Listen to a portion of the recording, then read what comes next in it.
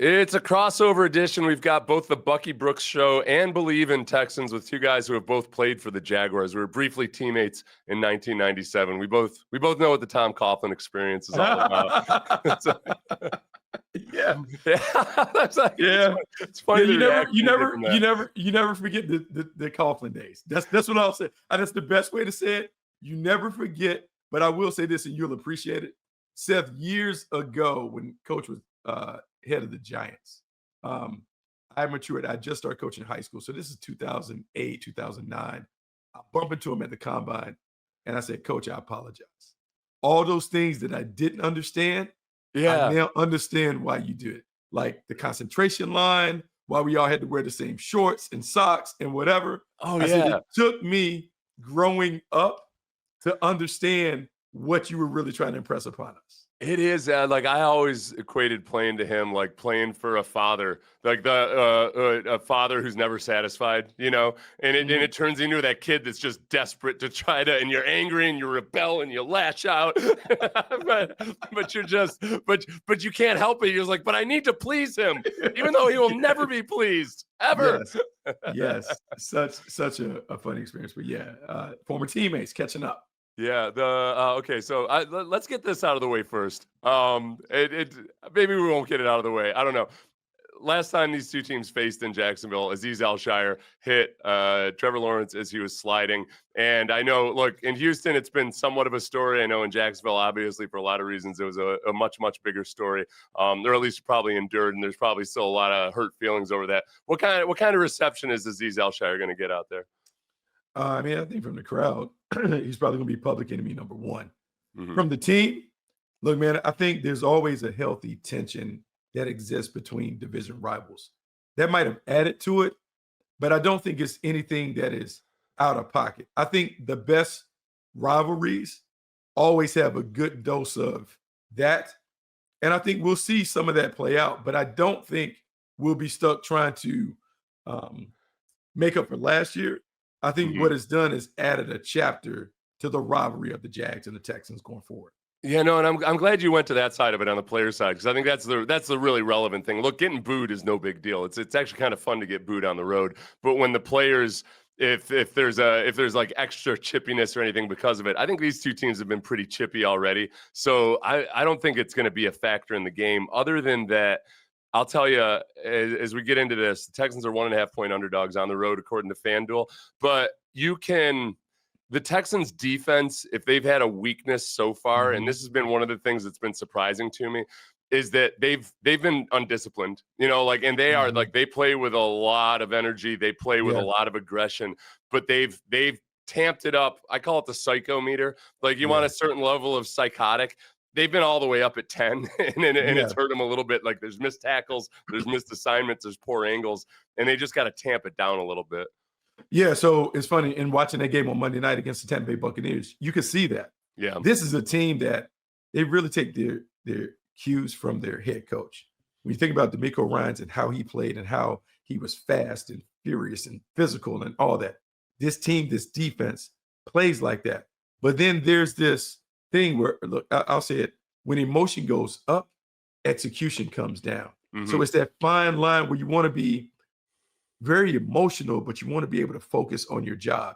And I think that's that. But I think in this game, the other layer to it, when you're the Texans and you're sitting at 0-2, everyone knows that hole that 0-3 is in. And so that brings about a desperation and an urgency, look, that's going to have them playing at a psychotic level. And so that is going to add to the physicality and intensity and all of that stuff. And so both teams have to be able to keep those emotions in check and really focus on the play at hand. Because if you get out of pocket with the emotions, the execution is not going to be what it needs to be against a really good team. Yeah. What's the most surprising thing for you about the Jaguars so far? I didn't expect them to be leading the league in rushing after 2 weeks. Like that's for me, that's what surprises me about the Jaguars. But what is it for you? I think that's it. Yeah. I think hearing Liam Coen from the first day talk about we're gonna be committed to run. We're gonna be a physical team. We're gonna run the football and do that. And to see the words match the actions, to see this team give the ball to the running backs, give it to multiple running backs, give it to young running backs, but to commit to, hey, we need to run the football. Not only because it allows you to control the game, impose your will, but it sets up all the things that you want to do in the passing game. To me, that is the table setter for how the Jaguars want to play. And I think it's going to be a big part of this matchup. How were they able to run against a really good Texans team? Is this the best environment, at least so far? I know it's only 2 games in, but does this look so far like the best environment Trevor Lawrence has had in terms of just the overall offense complementing the defense and having a rushing attack and all of that? I think so. It hasn't played out completely the way they wanted. The receivers haven't played at the level they need to play to maximize the talent on offense. But in terms of running the ball, in terms of what he's been asked to do to command it, the connection between him and the head coach is probably the best environment in terms of that. Yeah. But Trevor has to take his game up a notch, and the receivers have to help him by being on the same page. And then he has to be a great decision maker when it comes to the ball. He's been great in terms of navigating the offense, managing, getting the team in the right play. But the execution post snap in the passing game has to be better if this team is going to be the team that they want to be. That, we go back to the running game and how good they've been so far, leading the league in rushing. The big surprise for me for the Texans, other than some of the undisciplined play, has been that their run defense, even though it looked good on paper and it looked good in reality, like they stopped the run against the Rams, but they were very, very focused on stopping the run. They loaded the box more than Sean McVay had ever seen since he's been with the Rams. Mm-hmm. Last week on Monday night, I mean, you saw it. There were just times where the Bucs they were taking it at will. And to see the defensive tackles at times getting just combo blocked 5 yards back. The defensive ends weren't always aware on kick out blocks and wham blocks and everything. The linebackers were catching blocks. That's something that's concerning to me, just because they were a good run defense last year. They don't have a stud, defensive tackle. D'Amico wanted Eric Armstead a couple of years ago. Like he's still looking for that real genuine stud defensive tackle. But the kind of the lack of discipline, I think, filtered over into even the run defense. And I think they'll hem that up. But it's got me kind of wondering, like, all right, they don't look like they're comfortable enough to be in their 4-3 defense enough, like to have 3 linebackers on the field. Because I don't think they just feel that good about the health of Christian Harris yet, perhaps. But it's not as physically imposing in the run game as they showed last year. Yeah, and look, when they are playing, they are a very difficult defense to deal with. It's the combination of the size, the speed, the physicality, and then I'll say the D'Amico Ryans factor. Mm-hmm. When is he going to heat them up? When is he going to bring the surprise scheme to throw you off your game? All of those things. And you just know when you face them, all of that's going to be in play. And at some point, if you're the Jags, you got to prepare this week. This is going to be the best that we've seen the Texans in 2025. That this is going to be the week that they figure it out. And so you have to be ready for that notch of play that we haven't seen from them yet. And you have to have an answer for it. Oh, yeah, man, my co-host on the radio asked me, because he knows I hate is this a must-win game question? I despise that question unless it's mathematically a must-win. Mm-hmm. And he asked me, and I just, I mean, this is as close as you can get to a must-win game. 0-3, yes, you can come back from it, but man, given some of the teams and given the fact that the AFC South looks like it might finally actually really enter a different weight class this year, 0-3 is a tough one this year. Yeah, 0-3 is tough. Just the hole that you're in. Yeah. And it's not only that, but it's 0-3. You got the Colts sitting at 2-0. Let's just say hypothetically they go to 3-0. Now you're talking about, man, we got to make up 3 games over a 14-game season. Like, where do we get those games? Yeah, they'll come back to the pack a little bit, but that's a lot of digging out of it. And so the desperation and understanding where you are. 1-2 is different. You know this. We played in the league for a long time. The goal, realistically, is if we can get to 3-1 every quarter, in our day, it would put us at 12-4. That guarantees that we can get into the postseason. If you fall off the mark, 0-3, talking about 1-3 at the quarter, it's just hard to come out of that hole, because then you got to be so good the rest of the way. You've eliminated your margin for error. It just makes it tough. So how's it, with Liam Coen, A couple things. We got our introduction to him as the head coach in the offseason. And I know the rest of the league heard the Duval and all of that. Which I started to really feel bad for the guy. Because and this is exactly how it went with Dan Campbell. Remember Dan Campbell had a really bad couple moments in the introductory press conference? Yes. But then you go back, Nick Sirianni. Yeah, thanks. Nick Sirianni. Nick Caley's the new offensive coordinator for the Texans, for any Jaguars fans that don't know. But I went back and I watched the Dan Campbell press conference in its entirety back then, and I thought, you know what, he said some really good things. I did the same thing with Liam Coen because I'd learned my lesson. And I thought he said some really good things in that introductory press conference. I thought it was actually a good press conference, other than the Duval. What's it been like so far with the offense? And is it like, are they close to getting what he wants, or what is he still working to get them into, other than the things he already just talked about? Look, I'm gonna tell you this, Seth. He's very impressive to be around. I think he's someone that you and I would love playing for. The one thing that he's excellent at, his communication is outstanding. Being able to clearly define what the expectations are, everything that they do in the building is very black or white. There's no gray area. He's told guys, this is the type of team I want. These are the type of players I want. I don't care what your pedigree is. I don't care how you came in. First round, undrafted, big money free agent, street free agent. It's all about what you do in between the lines on the grass. And he's lived up to it. Look at some of the guys that have been cut, that you see the names hit the waiver. It's like, wow, he's out. These were guys that were big money guys previously that he's like, nah, I want the right kind of guy. And I will say this, the biggest concern that I had, 1 year offensive coordinator, now you got the whole operation. How do you manage it all? But I would say he's been great with the entire team, being able to put the pieces of together to play complementary football, to tell them this is what I want defensively, offensively. He has a command that I was surprised to see a young coach have early in his tenure. It is, there's something to it. He doesn't look like a full-grown man necessarily, so there's that. The first impression is always, you're skeptical, I think, to start off with. And that's what I noticed in the first press conference. Is like, all right, he's talking like a full-grown man. And as long as he's consistent with his message and everything, I get it. We know we talked about him last week a lot because the Bucks obviously took a huge step forward last year with him as their offensive coordinator. And I don't know how much of his imprint is still there in Tampa and all of that, but it was going back and watching the way it worked out with Tampa last year with Coen as an offensive coordinator. It's obvious that they did some good things. The over under at FanDuel on this game right now is 44.5 points. And one of the big factors there is, look, the Texans offense they haven't gotten out of bed yet. They've had a couple of nice drives. They finally scored a touchdown in the second week, but they have a new offensive coordinator in Nick Caley.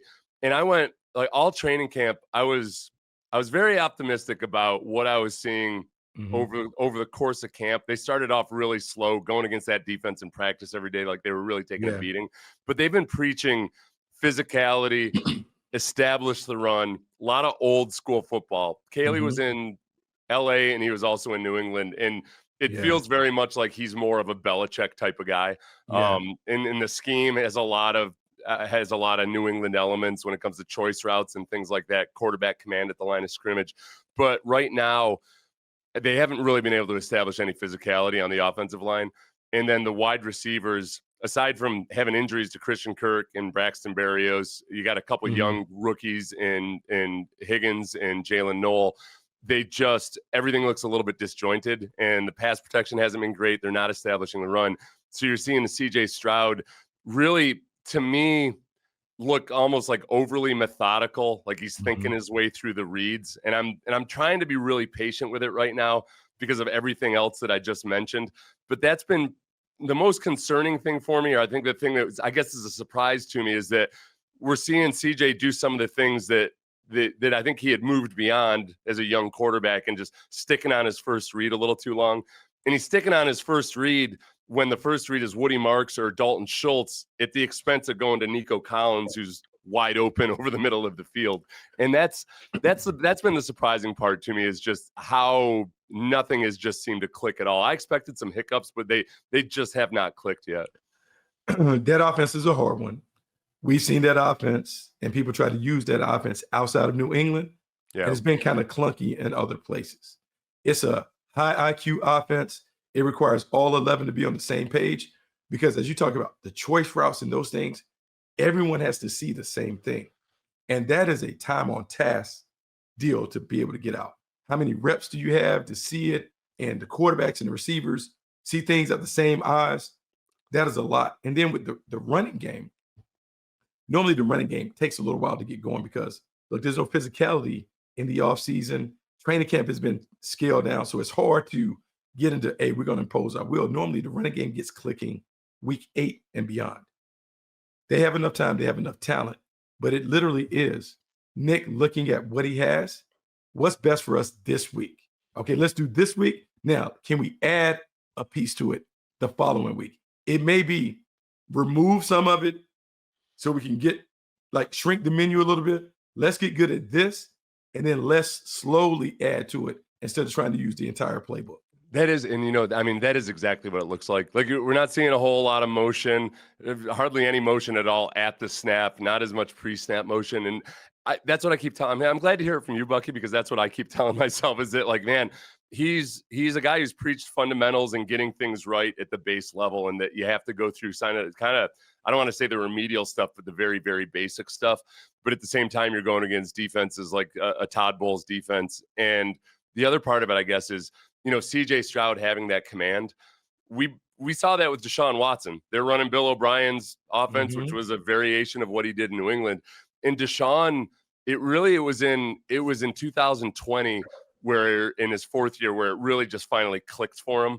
And unfortunately, that was also when everything else fell apart. Bill O'Brien got fired. Deshaun ended up having his mess, and like that. But I think Deshaun wasn't as far along as CJ when he came out of college. Deshaun wasn't as polished in terms of running a complex offense, but it's a good reminder that, like, the growing pains are going to be there.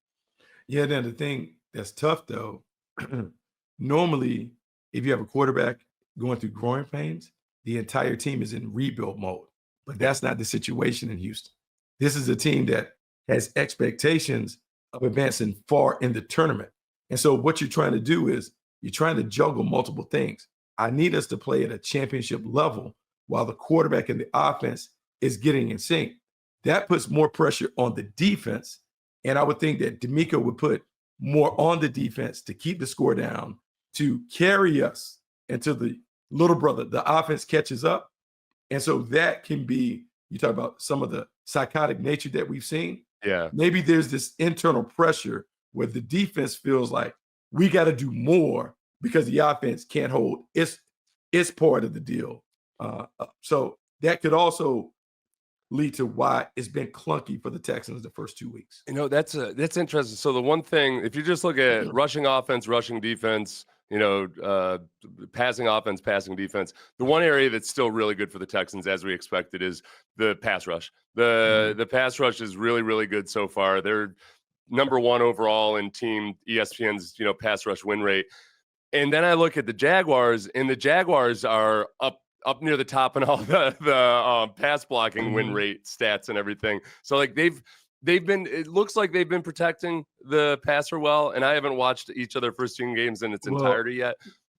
But I can tell you, like, the thing is, as a D lineman, if you can run the football, what it does is it takes some of the starch off the pass rush. Because then you can't get in your track stance. You can't do all that wiggling with your fingers, knowing that, I get to get off and I get to do all my fancy moves on the guy behind you in your stance and ready to go. Yeah.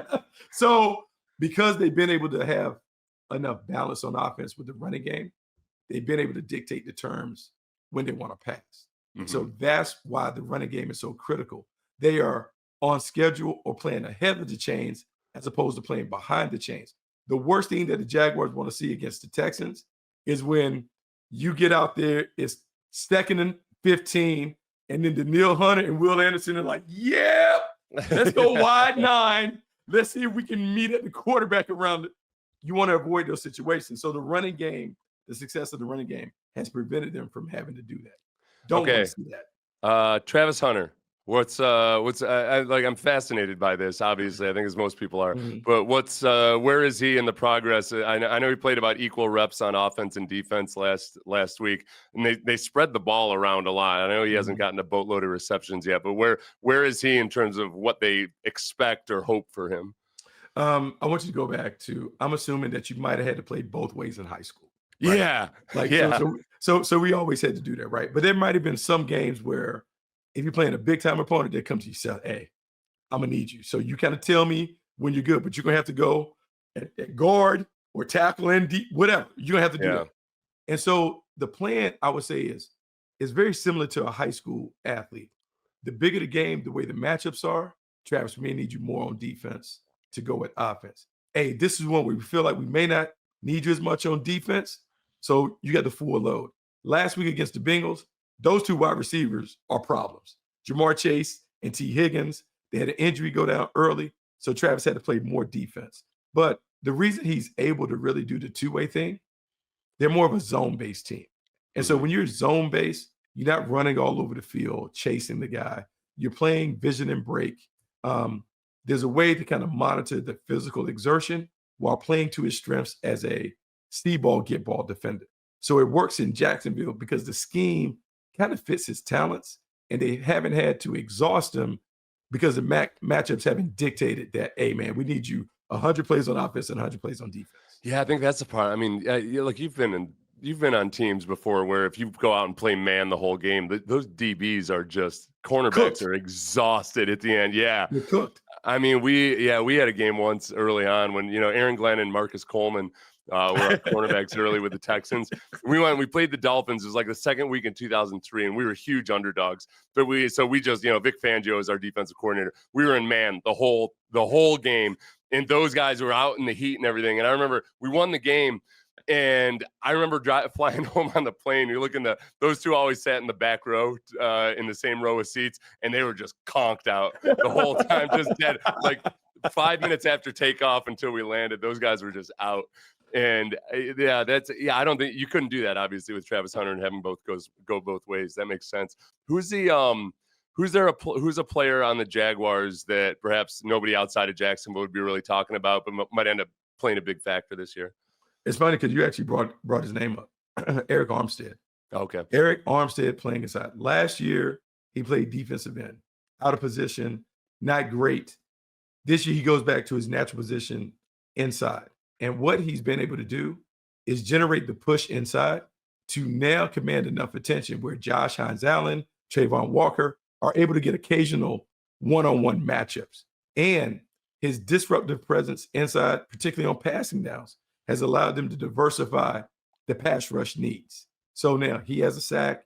You talk about Hines-Allen and Walker being able to get to the passer. So now you're facing a more balanced defensive front, and you have to pick and choose how we want to slide protection, where do we want to help to, who is the main one, all of that. That has been very beneficial to the Jaguars defense because they want to be a turnover defense. They want to see the ball, get the ball. But the best way to do it when you're playing zone, you got to be able to rush with four. You got to pick and choose when to blitz.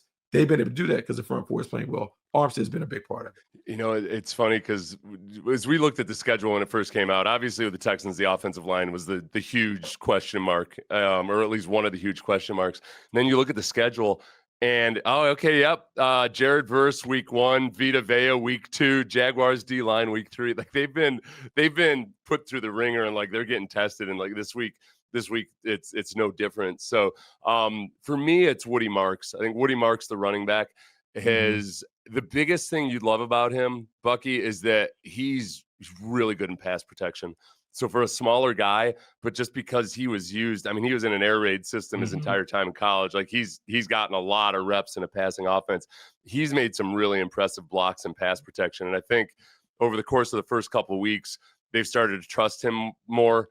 And meanwhile, I think they're probably going to start seeing like, okay, we don't have to. Nick Chubb is going to be okay this year as long as he has good blocking in front of him. he's not as explosive as he used to be. He just doesn't have that fifth gear, I think. Mm-hmm. But when he has the blocking, he's still really strong and he has really good vision. But like last week, there's no blocking there for him. So Mm-hmm. I think Woody Marks could steadily, I think, start to see more and more time. He's a smaller guy and he's a rookie, so I don't know how much how much you can make him a feature back. But they gotta figure out a way to use him more. Yeah, they got to figure out a way to get that done. But I will say this: Nick Chubb getting into the paint for the first time has to give them some confidence. He's becoming more confident in this offense. And I don't care what you say, when you're the defense and you read the scouting report and you see Nick Chubb and you know what Nick Chubb has been and has done in this league, you're always fearful of one of those throwback moments where he decides that, hey guys, you know what? I'm a Pro Bowl running back who's played at the all-pro level. Today, I'm going to show that. So you want to make sure that he doesn't get going, because if he gets going, it changes their offense. And right now, he hasn't gotten going to the point where the Texans have been able to really feature him and use him as a way to dictate the terms to the defense. But if that version shows up, it becomes problematic. So from the Jaguar standpoint, man, don't let the big fella get going. Don't give him any success early. Shut it down in the first and second quarters so they go away from it. Because if he gets going, now it opens up everything for their offense. All right, before we go, do you have a favorite Tom Coughlin memory? Did you ever get like really torn into by him? The funny thing with Coach is he had this subtle pressure that he put on you without really saying anything. He would look at you, and you remember his head would kind of go to the side like. That's true. Yeah, he wasn't actually like a big yeller and screamer to individuals. He'd yell at the team, but you're right. That's it. Yeah. And so it really was the subtle pressure. It was just kind of understanding where we are. The year before you came, when we went on the magical run, where we go from, I think we were 3-6, and we make the playoffs. And you go through it, you make it to the championship game. So as a player, we're like, Coach has learned his lesson. When you lighten up on the players, we're going to do this. And then Seth, you come and we're right back to the way it was. And I was like, wait a minute. We won all these games because you lighten the load a little bit. You let us have a little individuality. You let the players kind of drive it. No. Oh, you know what? Right back to the other. The other thing about him was, and I mean, his strategy, like his methodology worked, man. But it felt like you were a lab animal, like while it was going on. But the worst would be I think he always wanted to, like, all right, I know I got to try to take it easy on these guys physically so they don't get injured and everything. But whenever he threw you a bone, like, okay, we're not going to practice in full pads, just uppers today. And he'd present it like he's just sending you on a trip to Hawaii or something. But God forbid you don't have a good practice, because all you're going to hear about it for the next 2 weeks is like, I gave you guys a break 2 weeks ago, and look at what you did. Yep. It is so funny. But I'm going to tell you this because you appreciate it. You told me about coaching. Hey, man, we operate on Coughlin time over here. Oh, so, yeah. If we talk about 6 o'clock, toes on the line, dressed and ready at 5:55. It was, yeah. It was like going through like I think for a lot of guys, it's probably, I was like, when you had the kid in high school that might have been kind of a jackass, but he enlisted in the Army, and you meet him 5 years later, and you're like, what the hell happened to this guy? Like this is a mature adult. Like, what the hell? I think that Coughlin did that for lots of people. Like, I'm 15 minutes early to everything all the time. There hasn't been my wife was given labor, and I started to be like, we gotta go. Gotta go. Yeah. Such a fun video. Yeah. So taking those things, my favorite memory is literally that, is understanding all the little things. And there are a lot of things. That we had to do. Concentration line, 5 minutes early. Seth, I come from Green Bay, and you know how hot it is. It's hot in Texas, but you know how hot it is in Jacksonville. And I come from Green Bay where it's casual, and we're doing warm-ups. And so you have everything unbuckled, you stuff all up, and they're like, hey man, you got to buckle your stuff all up. What? You got to snap up your chin straps. Why? Because that's the rule. It's hot. Yeah. I got fined $315 because the khaki shorts I was wearing at the hotel weren't dressy enough. Yes.